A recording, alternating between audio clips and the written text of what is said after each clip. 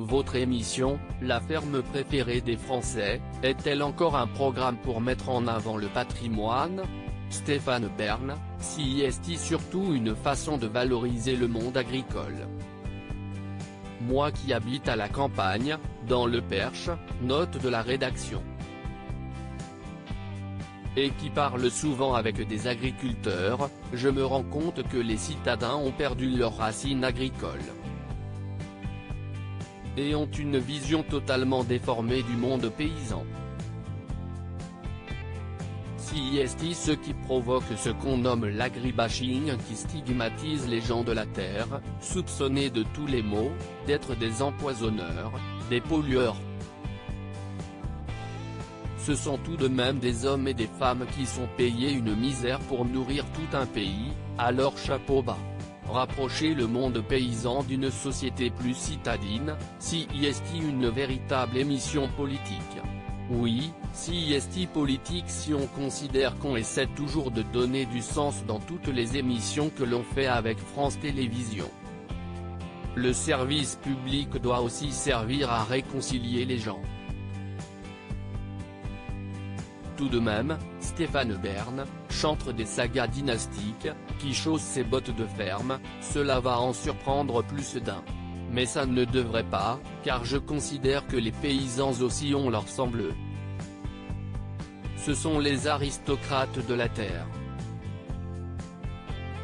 Et pour ne rien vous cacher, j'ai toujours la nostalgie de mes vacances d'enfance passées dans une ferme, en Lorraine. En voilà un scoop. Et oui. C'était dans les années 70, chez les parents de ma nounou Bernadette. Je menais les vaches au pré et je conduisais le tracteur, ce dont rêvent tous les garçons. Il y aura toujours de ma part une attirance vers le monde agricole. Justement, comment voyez-vous aujourd'hui le monde agricole de demain? Aujourd'hui, nous vivons une vraie révolution dans nos campagnes et il faut l'accompagner. Si est la révolution par le respect de l'environnement, comment assurer une transition écologique en douceur, lutter contre l'appauvrissement des sols? Regardez-nous, à présent, on veut connaître l'origine des produits.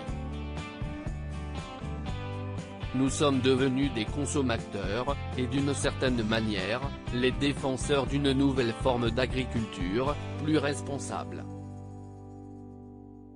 Vous-même, dans votre château du Perche, seriez-vous un peu agriculteur à vos heures perdues?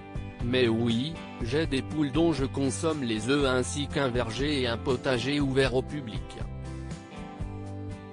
Quel type d'exploitation seront représentés dans votre émission? Ce qu'on a essayé de mettre en avant, ce sont des fermes modèles, un côté idéalisé qu'on me reprochera peut-être, mais je l'assume. On veut montrer une agriculture raisonnée, des élevages non intensifs, des productions biologiques selon les principes de la permaculture. La télévision ne doit pas montrer que les mauvais élèves mais aussi des modèles exemplaires car ils existent et peuvent inspirer de nouvelles générations. En parlant de télévision, une émission comme L'amour est dans le pré sert-elle à vos yeux la cause agricole?